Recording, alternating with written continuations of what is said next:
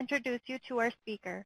Dr. Lisa Gall is a clinical program manager at Stratis Health, family nurse practitioner, health IT leader, and certified PQRS specialist with over 30 years experience in nursing, administrative, provider, and health IT roles. After 18 years in nursing, Lisa graduated from Concordia University's Family Nurse Practitioner program. She practiced for 14 years in rural primary care, nursing home, urgent care, and emergency settings. She returned to the University of Minnesota to complete her Doctor of Nursing practice in 2010 and Health IT Leadership Certificate in 2011. She currently helps healthcare organizations and clinicians understand emerging healthcare policies such as CMS Meaningful Use, PQRS, and Quality Payment Programs. Lisa brings a clinician's perspective to help organizations understand how value-based care affects practice, how to operationalize policies in meaningful ways, and how to enhance practice using data and technology. Lisa is lead clinician for Lake Superior QIN in the CMS-funded Transforming Clinical Practice Initiative and sits on the CMS Technical Expert Panel for the Quality Measures Development Plan. She has published, taught, and presented on various health IT topics, and we are very lucky to have her here presenting for us today. Lisa, I'll turn it over to you. Thank you, Kim. Can you hear me okay? Yes, I can hear you. Okay, great. I'm so happy. I really want to thank National Rural Health Resource Center and Stratis Health for allowing me to present to the Small Rural Hospital Transition Project in a subject that's near and dear to my heart, in that I've grown up and been raised and worked and lived all my life in small rural settings. So I've practiced as a nurse and nurse practitioner and still live in rural Minnesota, where we're now getting some snow. So I hope your weather is a little warmer. So we have some content to cover today, and it's not as long as and intense as my first session. So if you weren't able to see my first session, I'm not going to repeat a lot of the things, but I'm going to really cover more today on the MIPS Scoring, Quality Advancing Care Information Improvement Activities. And I got to learn how to advance my slides. So what we're going to do today is we're going to just cover the 4 MIPS categories of Quality Advancing Care Information Improvement Activities and cost, how it affects small and rural practices, and how you can prepare for future value-based care payments, and thirdly, how the QPP or Quality Payment Program affects your hospital and clinic, and how you do business, not only with other providers that you deal with and the community, but with patients and the community in your settings, and what you can do to improve patient engagement and care coordination. Stratis Health, I'm a clinical program manager at Stratis Health. We are a quality improvement organization that is the lead organization in the Lake Superior Quality Innovation Network, serving Michigan, Minnesota, and Wisconsin. We do address areas like health disparities, health IT, and rural health.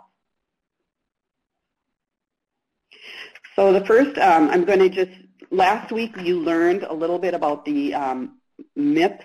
I'm going to review a little bit on the Quality Payment Program. As you remember, there are 2 paths or 2 tracks to choose from: the Merit-Based Incentive Payment System or Advanced Alternative Payment Models. So MACRA, this was born of MACRA, which was a bipartisan legislation passed in 2015, and then in 2016, the MACRA legislation was renamed or redubbed, if you want to call it, by CMS, the Quality Payment Program. This will affect more than 600,000 clinicians across the nation, and the goal is to improve care and decrease spending across the healthcare delivery system. The first path of the Merit-Based Incentive Payment System is what we're focusing on today, and then Thursday we'll dive more into Advanced Alternative Payment Models and APMs. So just as a refresher, there are weights assigned to each of the 4 categories within the merit-based incentive payment system. They're assigned based on a 1 to 100 point scale.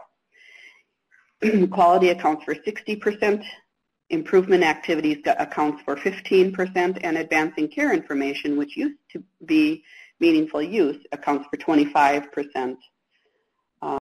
These weights can be adjusted in certain circumstances, and we'll dig a little more into how those scores are divvied out in future slides here. So as a MIPS eligible clinician, that is the term that we'll use as eligible clinician rather than eligible professional, which was the term used for meaningful use. And so you can either report under MIPS as an individual, under an NPI and TIN, or as a group where there are 2 or more clinicians with NPIs who have reassigned their billing rights to a single tax ID number, or as an advanced payment model entity.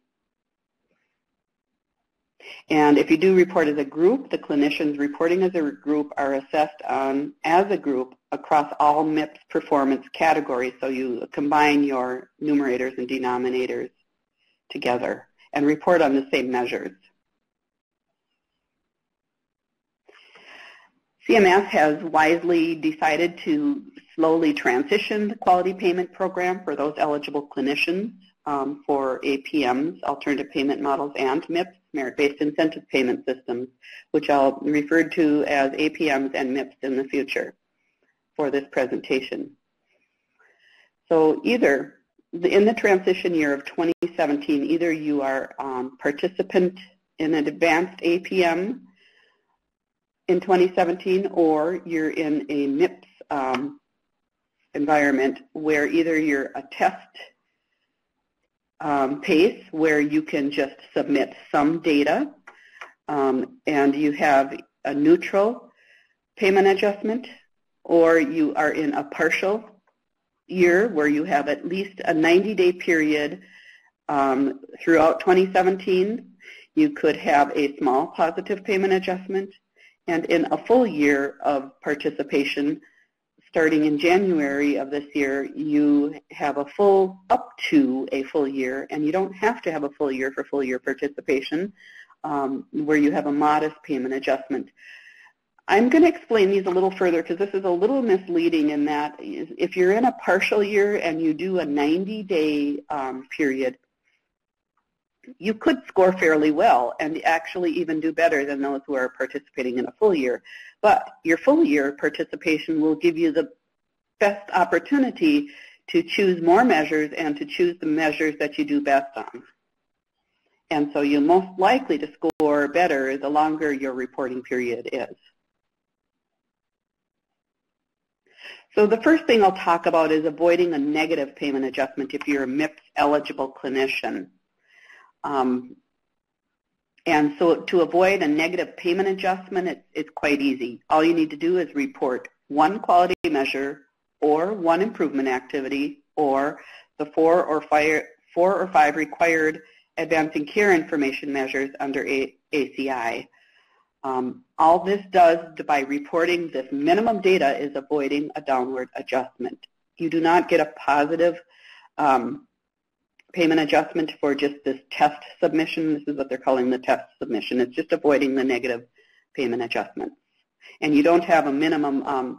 The measures that you report on, you need to meet their criteria if it's a 90-day period. But you need to look at the specifications on what you're reporting to do the test. So the quality payment program impact on providers working in rural health clinics, FQHCs, and critical access hospitals. So this is kind of the eligibility of whether you're subject to a MIPS payment adjustment. And you're only subject to that and eligible for MIPS if you are an eligible clinician, and which I covered in the first session, and you see more than 100 Medicare patients and bill more than $30,000 a year to Medicare Part B physician fee services in the performance year. Do remember that included in that amount and in both the patient and dollar amount is the method to critical access hospital billing for professional services. What is excluded from that amount is the facility service fees for method 2. So if you are an eligible clinician that works in a hospital ER setting,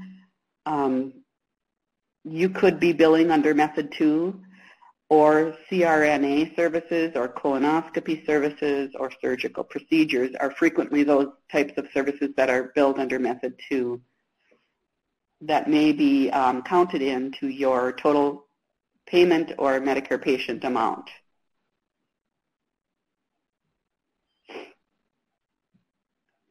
So I'll talk more about the MIPS quality measures. The quality measures in 2017 make up 60% of the MIPS score. So most participants will report up to 6 quality measures, including an outcome measure, for at least 90 days. And this is using that partial year fulfillment. If you do a measure and you're only reporting one measure to get a no negative payment adjustment, you still need to meet that whatever measure criteria has. So for groups using the web interface, it says to report 15 quality measures for a full year on this slide, but in reading the documentation in the final rule, it's 14 quality measures, 11 of which are actually have benchmarks. So there are 11 of the 14 quality measures for a full year. And then groups in alternative payment models that may qualify for special scoring under MIPS, a little bit higher scoring mechanisms if you are part of an APM that is not an advanced APM. So if you are also an eligible clinician who did not report or was not required to report to meaningful use in 2016, for instance, nurse practitioners, physician assistants, CRNAs, and clinical nurse specialists, were not required under Medicare to report under advancing care meaningful use. If you are one of those clinicians and you're in the MIPS category this year as an eligible clinician, you may decide whether to use your advancing care information score independently or if you want it reweighted to quality. So if you do choose to reweight it to quality, the quality score weighting might go up to 85%. So this is an overview. The slide overviews the MIPS scoring for quality. You earn points on 6 quality measures, and there's also some bonus points that are available. And then you add those measures plus the bonus points to your max and divide it by the maximum number of points possible.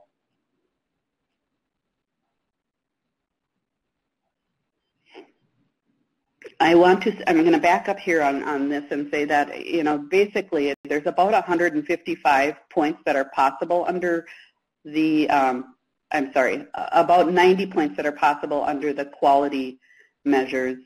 But it depends on which type of organization you're reporting under. So the CMS web interface and groups will have different types of scoring mechanisms than will individuals. Excuse me.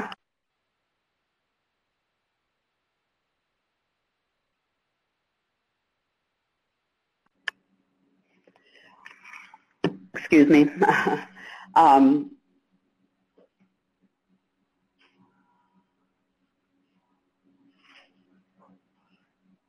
Each mechanism will have different scorings under the quality performance ratings. You can look under your quality measures on QPP.GOV and select measures that are applicable for you. You can search by keywords or filter by high priority measures or data submission methods or specialty measure sets. What I did on this example is I searched for ER specialty measures and came up with a list of 4, 6, 8, 10, 11 measures that you can use under ER quality measure set. And it tells you what type of measure this is, what the measure name is, what type of measure it is, if it's a high priority measure, and the data submission method that is available to report this particular measure on.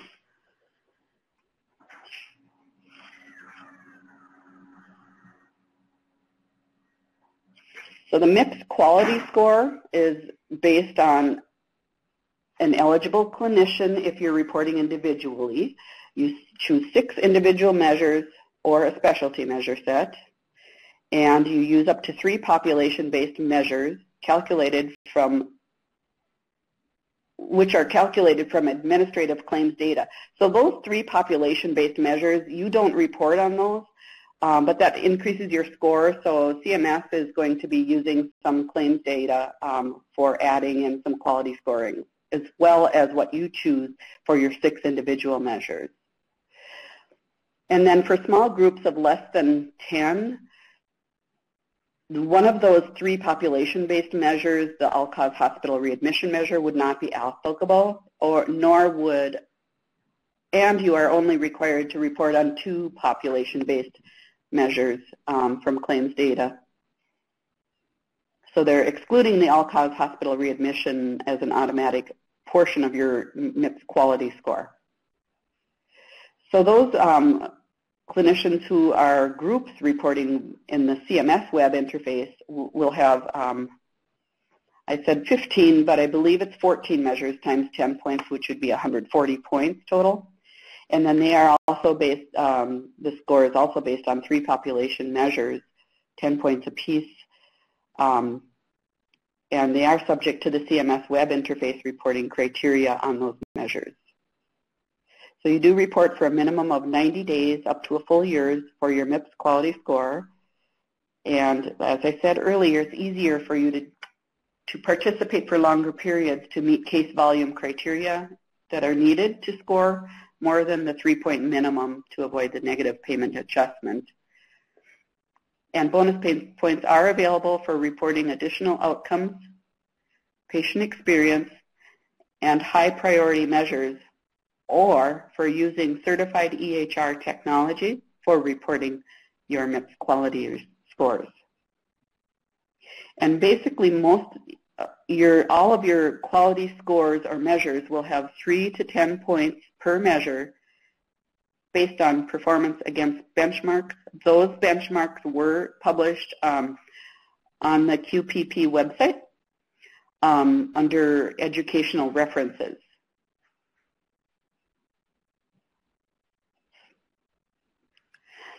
So the MIPS quality measures you can report under these methods. For individual clinicians, you can use a qualified registry to report, and an EHR, I shouldn't say and, or an EHR, or a qualified clinical data registry, or claims-based. Groups may report through qualified registries, EHRs, qualified clinical data registries, and the CMS web interface for groups of 25 or more, in addition to the CAHPS for MIPS survey reporting method. I want to add that each one or combination of these, depending on which way you report, may have different benchmarks scores. If you report via an EHR, your benchmark score for the same measure might be different than if you report as a qualified clinical data registry, and those details are available on CMS website. The next category is improvement activities. So this is a new category. It is not like the quality measures take the place of PQRS. The improvement activities do not replace any method or CMS initiative in the past. But what CMS is doing is looking for improvement activities that can model a medical home model. And most participants will attest that you completed up to 4 improvement activities for at least 90 days. However, if you have less than 15 participants or in a rural or health professional shortage area, you attest that you completed up to 2 activities for a minimum of 90 days rather than 4. You actually get double points for those activities in the scoring methodology. So the maximum points for improvement activities is 40, and 10 points will be for medium activities and 20 points will be for high activities, and those are doubled for those in rural or health professional shortage areas. If you are in a certified patient-centered medical home model, you will automatically earn full credit in the improvement activity category, which is 40 points. So you receive 100% of that score, which accounts for 15% of the total MIPS score. And if you are in any other advanced alternative payment model other than an advanced APM, you will get half credit automatically, and then in choosing improvement activities to make up the remainder of the scores. So this is the MIPS scoring for improvement activities. Medium activities are worth 10 points, high are worth 20. And then the alternative activity weights are for those in small, rural, underserved, and I didn't add in non-patient-facing clinicians, also get double points for their medium and high activities. And then full credits for clinicians in patient-centered medical homes. This is a sample from the QPP.GOV website. You can actually go in and select your improvement activities and search filtered by categories or weighting. I just took a quick shot of the first few that were listed in here. And for example, if you are receiving technical assistance from a quality improvement organization such as Stratis Health, you can earn additional points under improvement activities. Here's other ones, annual registration and prescription drug monitoring program. So there's a lot. There's about over 90 improvement activities, and many of them are fairly easy to attain.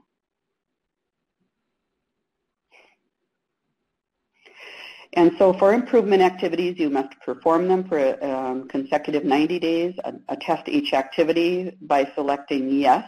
So it's an attestation, and you can report either through your registry, EHR, Qualified Clinical Data Registry, or CMS web interface. And as I said earlier, you do receive a 10% bonus under advancing care information if you complete one or more of these improvement activities using your EHR. There are 18 of those types of improvement activities available. Using CERT, and it doesn't mean that you report with your CERT, it means that you did the activity using your CERT. The next category is Advancing Care Information category, which was previously known as Meaningful Use. Before I go into the details of this does not replace meaningful use for hospitals or meaningful use for Medicaid-eligible professionals. This is only for those who are scoring advancing care information under MIPS scoring methodology. If you are dual eligible in that you are billing both Medicare and also eligible for Medicaid, you will still report to your Medicaid program through your state and report under MIPS. So they're considered a separate incentive programs. So the advancing care information makes up 25% of your total MIPS score. What this does is it promotes patient engagement and electronic exchange of information using certified EHR technology. It replaces the Medicare EHR incentive program. It provides you greater flexibility in choosing the measures and does not have an all or nothing reporting mechanism that the Meaningful Use program has. And in this transition year of 2017, there are 2 measure sets for reporting based on the addition or certification of your EHR. For 2017 on the right, there's the 2017 Advancing Care Information Transition Objectives and Measures, which are based on modified stage 2 meaningful use measures. And beginning in 2018, at this time, the Advancing Care Information Objectives and Measures would apply for anyone who is using 2015 certified EHR.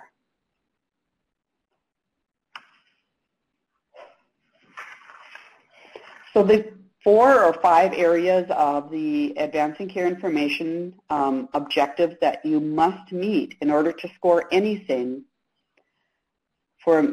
are needed for a minimum of 90 days are the security risk analysis that must be completed. Obviously, you can't do that for 90 days, but you must have a security risk analysis during the performance year. You need to be e-prescribing for a minimum of 90 days, providing patient access, so sending summary of care documents. And then the 5th and final one is for those in the 2015 certified EHR technology is requesting and accepting summary of care documents. And then besides the base measures, these 4 or 5 base measures make up 50% of your total Advancing Care Objective score. In addition to that, you choose up to 9 measures for a minimum of 90 days for additional credit. An example of using both is that the e-prescribing, even though it's required for base, you also can use as a performance measure and providing numerators and denominators and scoring a fairly high score if you're doing very well on e-prescribing. Another one is providing patient access. If you're doing very well on that, you can choose that as one of your 9 measures under performance to get a high score. So if you do not need to submit, you do not need to submit advancing care information if these measures do not apply to you.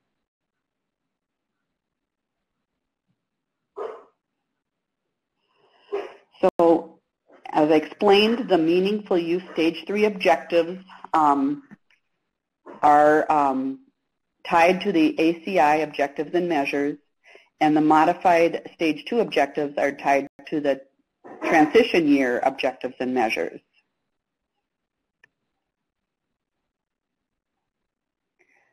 And so there's 2 options in using the 2015 edition, and I'm going to focus more on the 2 options using the 2014 certified EHR technology.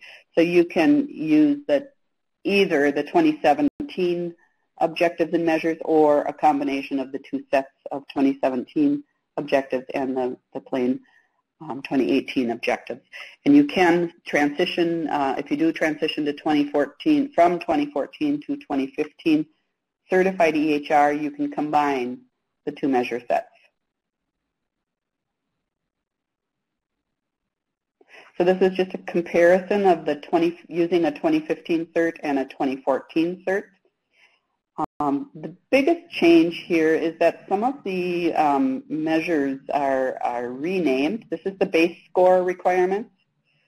So e-prescribing remains the same, but providing patient access in 2014 cert is actually now patient e-access. No, that was not a good example. Health information exchange in 2014 becomes request and accept a summary of care for the measure in 2015 certified EHR technology. And then for health information exchange, in 2015 certified EHR technology, you need to be able to send a summary of care. These are the performance measures, and these are the ones that are a little more, changing a little more.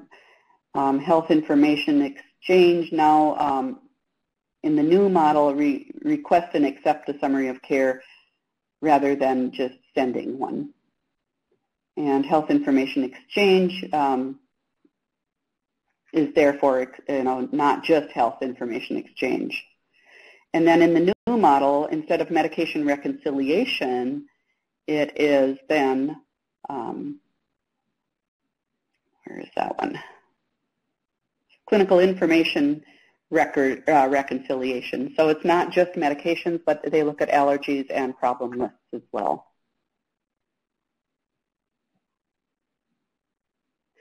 So the advancing care information is equal to 25% of your MIPS score. And this is where you can earn up to 155, it says percent, but I'm thinking this is more of a points of a maximum score. But if you score more than that, it caps off, excuse me, at 100%. So you could potentially score 50% in the base score, and then your performance score could score, up to 90% if you did really well in those 9 measures. And so obviously that would add up to 140 points, and then you could get some bonus points into that. And so you can't score 155% because it will be capped at 100%. And again, just a reminder that if you don't perform the base score, you get 0 in your MIPS score.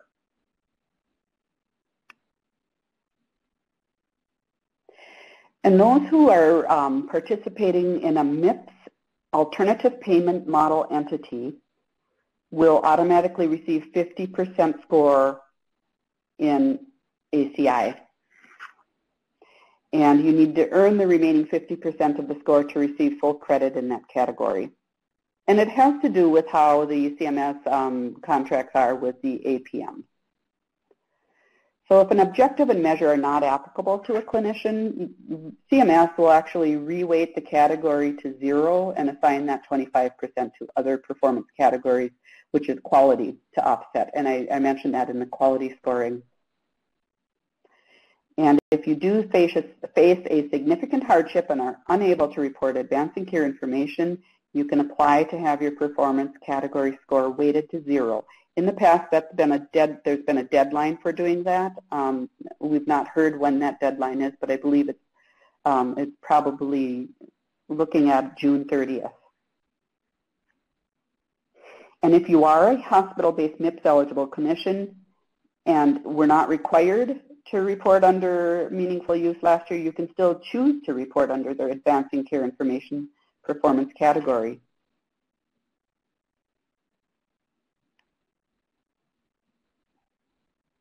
So how to earn bonus points under advancing care information is, first one is to reporting to additional public health and clinical data registry reporting measures. And that's aside from the immunization registry reporting measure. So if you're doing immunization registry reporting measures, you can meet that objective in the performance category as a yes/no. But if you report another one to a public health data registry or clinical data registry reporting, let's say syndromic surveillance under public health reporting, then you can earn a 5% bonus. And you can also earn bonus points for using those improvement activities, using your EHR for improvement activities. Although the cost category is not applicable in 2017 transition year, it will be, it is anticipated to be applicable in 2017. There is no data submission required, and it is calculated by CMS from your claims. CMS will use 10 episode measures. They'll provide feedback in 2018 during your performance year, and the category score over time will increase from 0% this year to 30% by 2021, as required under the MACRA legislation. And you do not select the cost measures. They're based on services delivered and your NPI-TIN combination that was used in value-based modifier measurements previously.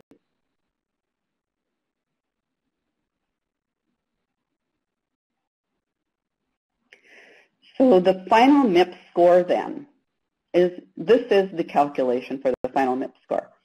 You have 60% in clinical quality performance,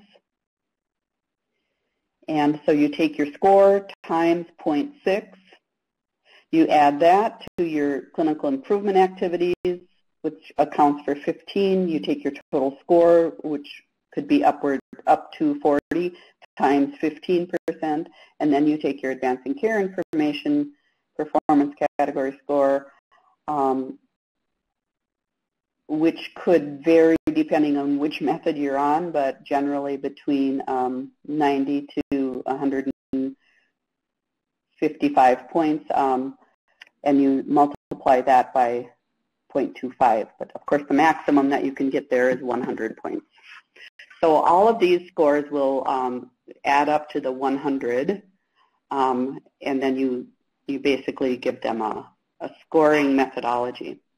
And also not included in here is that quality score could be 0.85 if you moved your ACI score of 0.25 over to quality. Not so confusing. It's supposed to be simplified, but I think it does get a little confusing on the scoring. But generally what CMS is aiming for in the end is that you have a robust quality improvement plan and really take into consideration some cost-saving factors with your quality improvement. So you want to improve quality, decrease costs, engage patients. So how does that impact you? Let's say you do not have a lot of eligible clinicians, or but basically you're a small rural hospital, and you're not having or dealing with reporting to MIPS. Either, how do I want to say this? So you may or may not know that you are qualifying for MIPS in advance or not. So it's going to really depend. You should plan on reporting to MIPS if you're close to those numbers. So you are affected in other ways, though, by value-based care and other CMS initiatives. And the clinicians you coordinate with are directly affected by the quality payment program and are really looking for ways to work with you and your hospitals and clinics to improve outcomes for individual patients and populations. So even though may not be affected by payments, you're still part of a regional or area that are affected by these payment adjustments. So as we move towards a value-based care environment, team-based care becomes very important. And that really requires some assessment on the part of the clinicians, some planning and some workflow redesign. And it involves getting your patients and clinicians active and participating very early and often. And that's going to require some education and culture change within your environment and organizations and communities. So the other way the healthcare system is collaborating to improve care, engage patients, and decrease costs is through MIPS, APMs. Our state Medicaid agencies are becoming more value-based care centric. Third-party insurers are looking at value-based care reimbursement. There's the initiative called All Payer Claims Database Initiative. There's Physician Compare, Hospital Compare, and the Transforming Clinical Practice Initiative.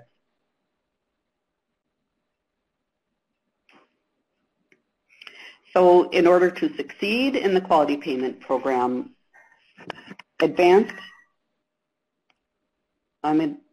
CMS is making it easier for small and rural practices to succeed in quality payment program and value-based care.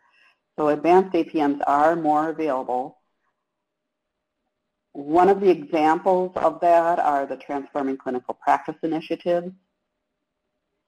And it's also becoming more easier for clinicians practicing in these settings to qualify as a qualifying advanced payment model participant. So what CMS has done to help small, rural, and health provider shortage area clinicians is reducing the time and cost to participate, excluding some of the clinicians in those settings by raising the low volume threshold. We talked about earlier that 100 patients or $30,000. And ineligible clinicians can still voluntarily report under MIPS just as a practice, and they're encouraging clinicians to do that. You can use and report and still, even though it doesn't affect your payments, you can just practice doing so. It also allows practices to pick your pace in 2017, and you should be able to score higher in some of the MIPS categories. For example, I gave the improvement activities. You receive double points if you have small practices.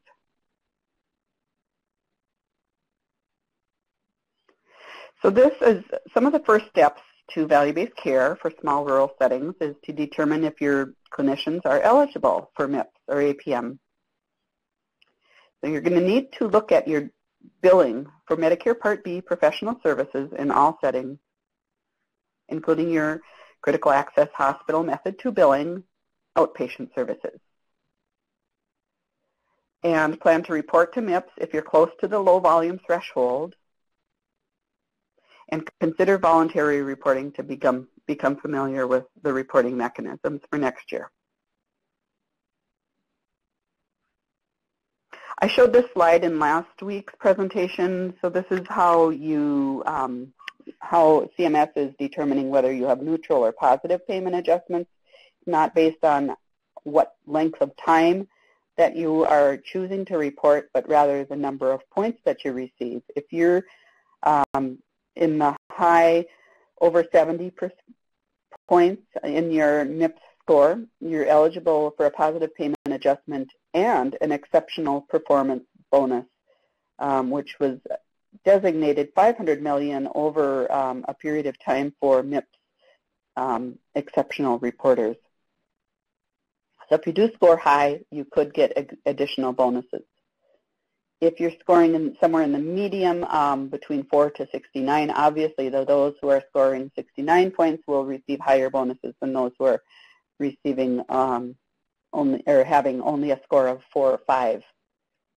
So they'll base that on a scale on how well you do compared to clinicians across the United States. If you report only one activity, you get automatically 3 points and have no negative payment adjustment. It's neutral. If you report an activity that's only worth 1 to 2 points, you might have a small negative payment adjustment. And if you do nothing and are MIPS eligible, you would have an automatic 4% downward payment adjustment.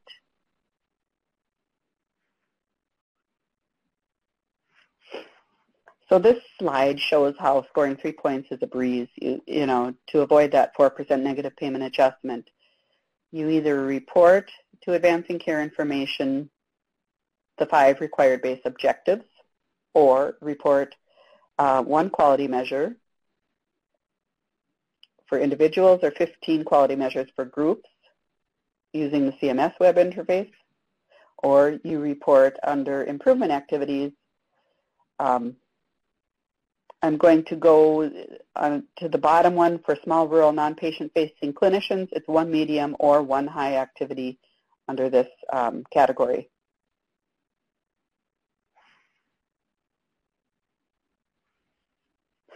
So how do you as an organization in a rural, small hospital or clinic setting, engage your patients, coordinate care, and improve outcomes.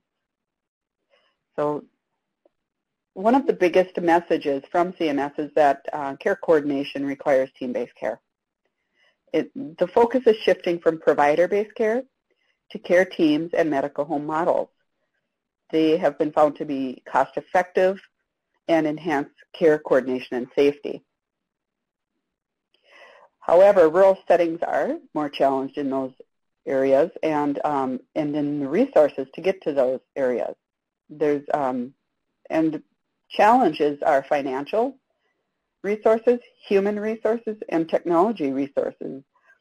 You know, we know that, and I think CMS knows that it's difficult to maintain, you know, staff and funding and everything for maintaining some of these high standards.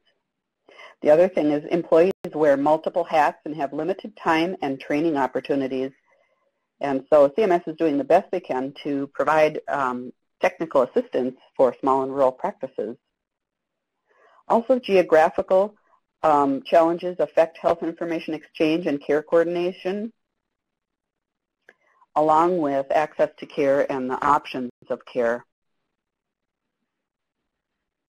So that makes a little more challenging for rural health. So what you can do is try to become primary care medical home or medical home model organization. And in order to do that, you really need to involve clinic staff and patients early and often. I'll keep repeating that. It is repeated. You know, it is, in order to do any change, it takes cultural change. You need to use employees to problem solve workflows, because the ones that are at the helm are the ones that know best how to solve workflows. You need to put processes in place that allow your clinicians to work at the tops of their licenses, so that you don't have physicians, nurse practitioners, PAs doing things that some of your medical assistants or nurses can do, and to engage with your quality innovation network and QIO or other supports available through CMS funding for small and underserved and rural practices. In fact, that funding is there.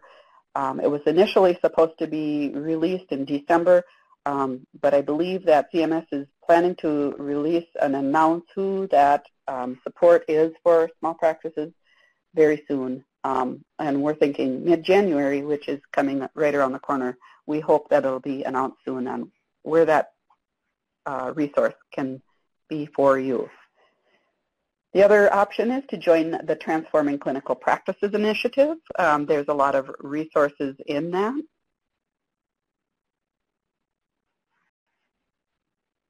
And then involving implementing person and caregiver engagement. Now, you notice that I went from patient to person, and that's just some wording from CMS, as person engagement. If you hear patient engagement, it's the same thing. So you want to look at your policies on person-centered care. Do you have patient advisory panels? Do you have any patient-reported outcomes? How do you do with shared decision-making? Patient feedback should be included in your policies. Patient access to records, you know, patient education and provider education on all of this as well. So main point is increasing your involvement of patients in organizational planning, including quality improvement. And you should educate staff and patients on benefits of increased patient engagement. Really what it comes down to is patient safety and satisfaction, and improving outcomes.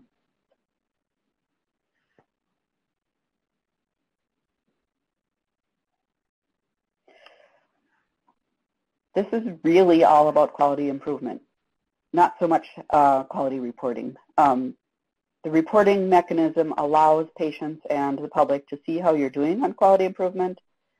And so you want to look at, and CMS is very adamant that you should be looking at quality improvement goals, not at the numbers on how you're scoring the best to get the best score. You need to it would be most helpful, I should say, to utilize data analytics to identify patients and populations at risk, and then setting targets for improvement to impact the cost and outcomes of those patients. And you want to look at your quality reporting metrics for the MIPS categories of quality, advancing care information, and improvement activities, and really align it to what makes the most sense for your practice. And there are, we know, multiple reporting requirements. The UDS, HEDIS, PTNs and state programs all have their own reporting requirements. Some of them are public. Minnesota Community Measures, for example, is a public reporting mechanism that those in Minnesota report to. And CMS wants you to make your efforts meaningful, matching your goals to your community, not just the measures, and again, involve clinicians and patients early and often. So that, we're at the end of the presentation. I just do want to do a quick little survey, and if you plan to report to MIPS in 2017, please answer one of the questions here.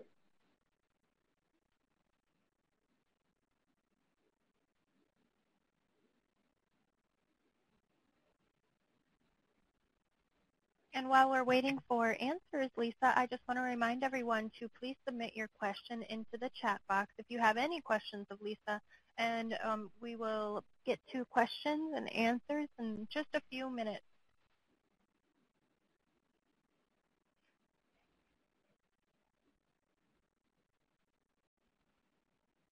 Looks like results are in for the most part.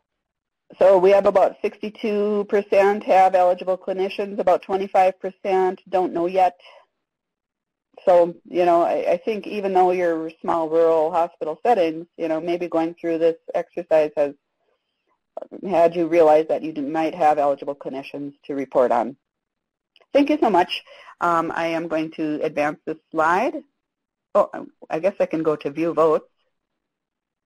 Oops, end poll. Okay. So there is the QPP website and help desk is available and very responsive. I've called the help desk myself to get clarification. They've been very, very good. The QPP website has 80% of what you might need to know as you look through it. There are references on defining the PCMH and the quality payment program.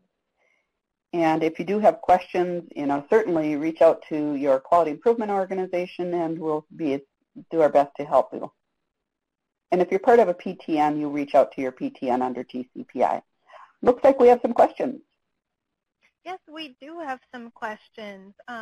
Julie says that she doesn't really understand the improvement activities in ER settings. What would that include? That's a great question, and without looking at those improvement activities, I only gave you a very short little snapshot of improvement activities. You might need to, in the ER setting, go into the QPP website and just try to pick out of those 90-plus measures what you could use as an improvement activity. I'm sorry I don't have an example for you right off the top of my head. Okay, the next question. What qualifies as a certified PCMH? Well, you got to ask that question. There's some very significant standards. Can I come back to that question? Because I have a list of what exactly that involves on my other computer here. Absolutely, and also, Jermaine, we can email you some more information about certifying for PCMHs after the webinar. The next question, also, Lisa, if you have a listing of qualified QI agencies? Qualified QI quality improvement organizations? A listing of qualified QI agents, QIOs. Yes, in fact, I believe I have a listing of those after my third webinar, which is Thursday, on that resource site. So if you could wait until Thursday, I'll have a listing of those qualified QIOs, agencies. Great. Lisa, how do we know if we can report through our EHR or whether we need to use a registry? You should contact your EHR vendor to find out which categories they can report for you. So I would be contacting your EHR vendor, and obviously they should be able to report under advancing care information. And I would assume that most EHR vendors are gearing up to reporting improvement activities, and the quality reporting may be completely different. But your vendors may be able to report under quality. If your vendor does not, you will need to go under the Qualified Clinical Data Registry sites under CMS to find a registry that could report your quality measures. Thank you. And then the last question, are rural health clinics and FQHCs required to report for 2017? It's not the clinics that are expected to report, it's the eligible clinicians. So it depends on if that eligible clinician has gone above the billing of $30,000 or 100 patients. However, if you report as a group, you have to put all of your participants together in a group and use that total number to come up with your threshold. So if you have 3 providers and combine, and you're planning on reporting them as a group, you have to include all of their, if you report as a group, you include their threshold as a group also. But if you report individually, then you can take each eligible clinician and use their numbers. And they may then be under the threshold and not be eligible to MIPS. Thank you, Lisa. It looks like Delta is, oh, go ahead. Oh, the medical home models, I think I'm going to have to take that one offline. If someone could send me I've got a document. If you have, there are instructions under the medical home models. They actually need to have some sort of billing arrangement that that they can meet the threshold on, and I'm going to cover that a little more on Thursday. So if you could wait until Thursday for that, I can actually go into more detail on that on Thursday. Great, that sounds wonderful. A follow-up from Delta. So if the QP has to bill outside of the AIR rate, they will have to report. But if they only accept the AIR rate and do not bill separately, they are not required? That is correct. And the AIR rate is all-inclusive rate is what I believe you're meaning by that. So if they're just doing the all-inclusive rate for their rural health clinic, they are not billing under Medicare Part B professional fee service, so none of that counts in the threshold. All right, Delta, I hope that answered your question. At this time, I ask that you complete the short online assessment by clicking the link on the screen, and I hope that you join us this Thursday for Part 3